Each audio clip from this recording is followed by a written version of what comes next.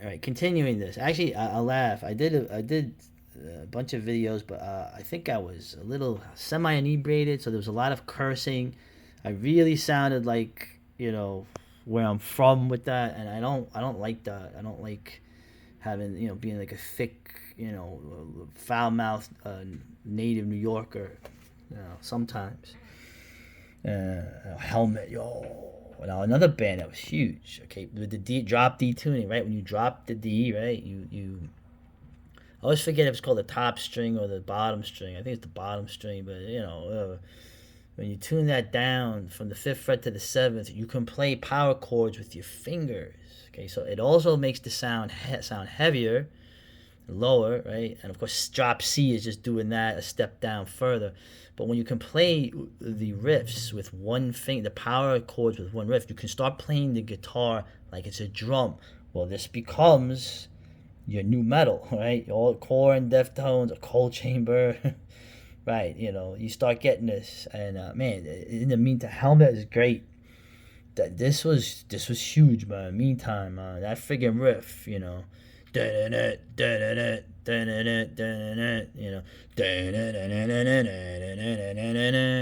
too. Remember Judgment Night. I mean, it's a stupid movie, but the soundtrack, that was the first one where they were pairing metal bands with rap bands. That's a great soundtrack. I know you're like, oh, nah, man. The Helmet was in there. Just another victim. Just another victim, kid. Right, with House of Pain. Yo, Everlast. What's up?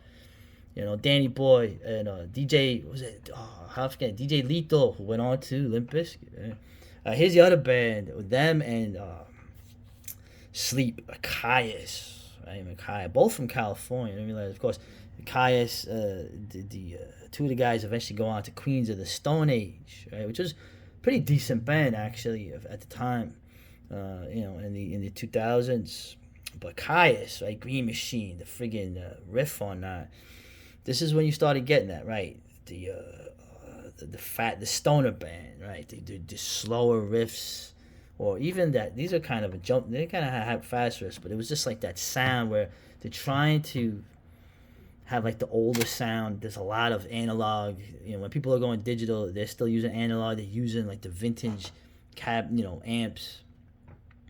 And Akai's, of course, like I said, they don't get a lot of. They were huge, man. They were great. Dream Theater, I never really got into Dream Theater just because, like I said, how many bands can I get into? But these were pretty much the prog rock dudes. Like they could play every guy in the band could play their asses off. So I mean, Pull Me Under was their big song, right?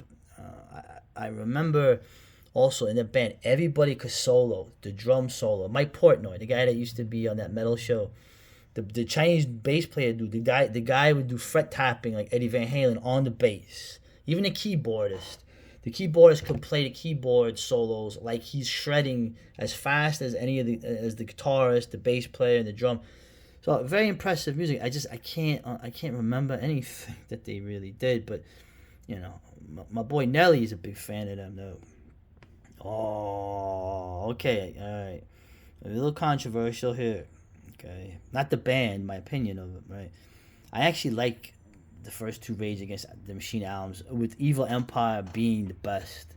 I like Evil Empire. I love the fucking it's good workout music, but I kind of enjoy some of it because in the end, and I'm not Rage Against the Machine was right.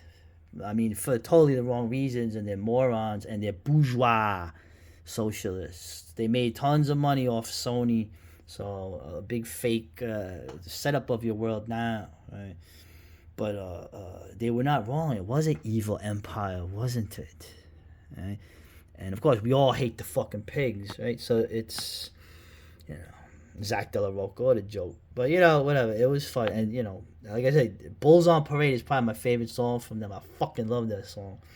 And otherwise, abysmal. Remember, in the end, like a lot of these fucking bands, to be fair, in the end, they raged against the machine. But when the machine actually fucking stepped on you and was forcing you to do something, they were all on board with it.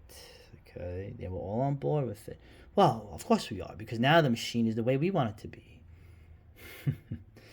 fuck you, I won't do what you tell me, right? And of course now it's fuck you, do what they tell you, right? That's all it is, dude. All principles. It's just power. What side are you on? And when they're in power, they ain't letting you go. They're gonna put on you what they accused you of doing. So, but this is 101, and this is kindergarten at this point. The Emperor got on this list, okay? And I Am the Black Wizards, I love early Emperor. Yeah, I Am the Black Wizards has a nice riff. It's a good opening riff to as a practice, as a warm up, right?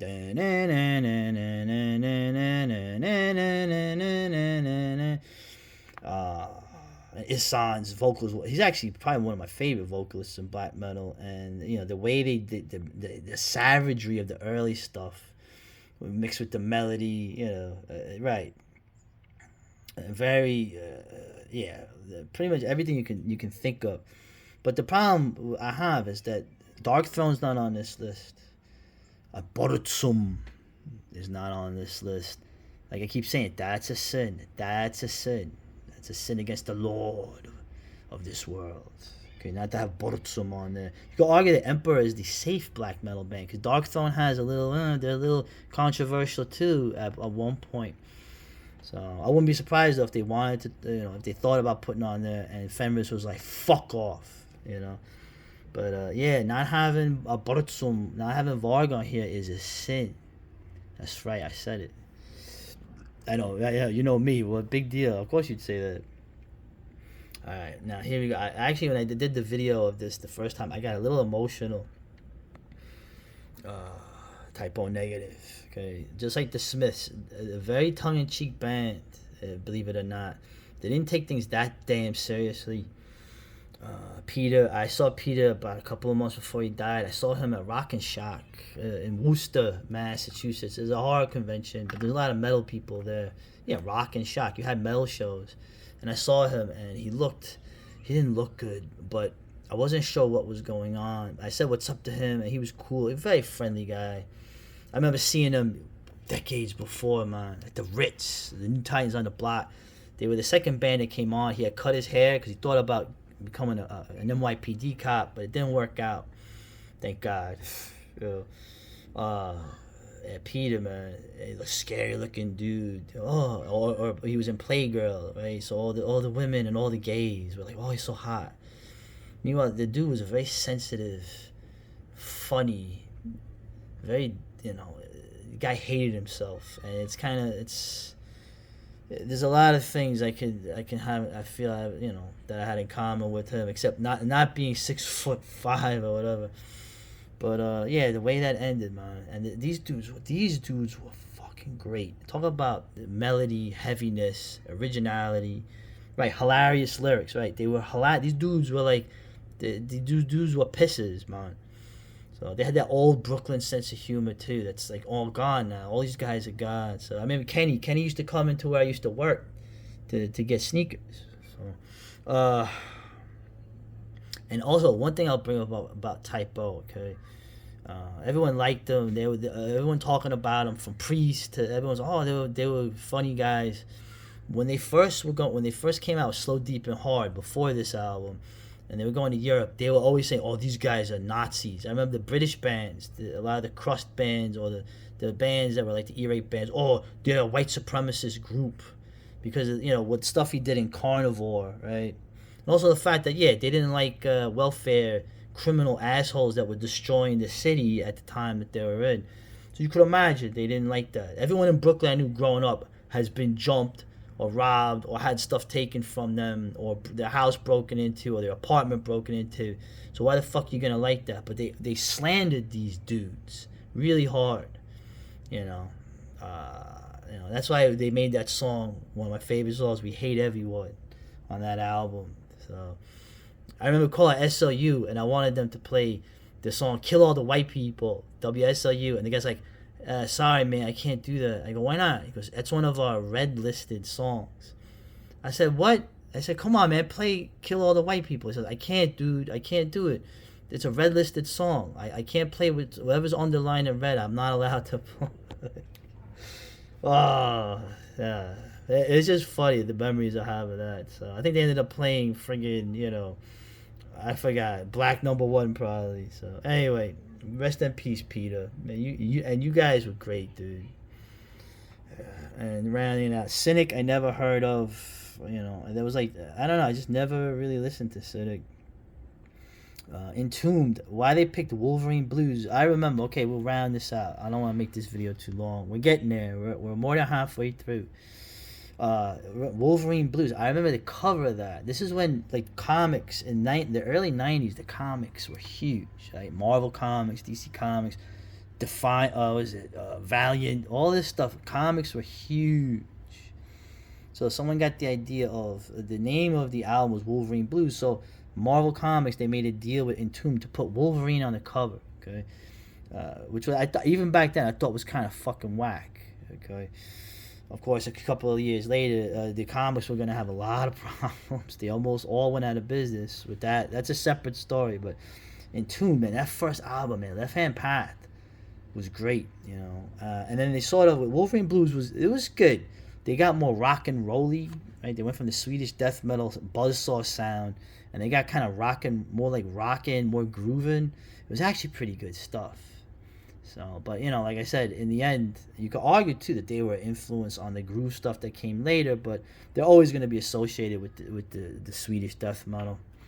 You know what? Let's end it here, because then we have a bunch here. Korn. I remember the first time I heard Blind, man. That riff. Are you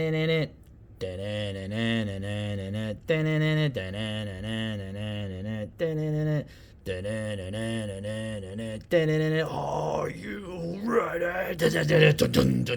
It's like, motherfucker, if that didn't make you want to start punching the shit out of everybody around you, I don't know what did, right?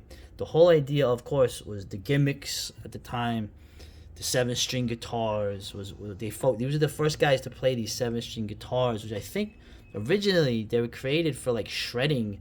I think they were created for like guys like Satriani and Steve Vai, but they didn't really catch on with them, and so I think the 7-string guitars were sold for like peanuts, and then these guys did the opposite. They took the heavy B string and just played it like a drum, right? With the tuning, you play with one finger. They were playing the guitar like a drum, okay? And all the crazy effects pedals they used, they made a unique sound. And the you could say the simplicity of it, but the power of it, the immediacy of it, the thing, like I said, you hear that it's like war drums, you know.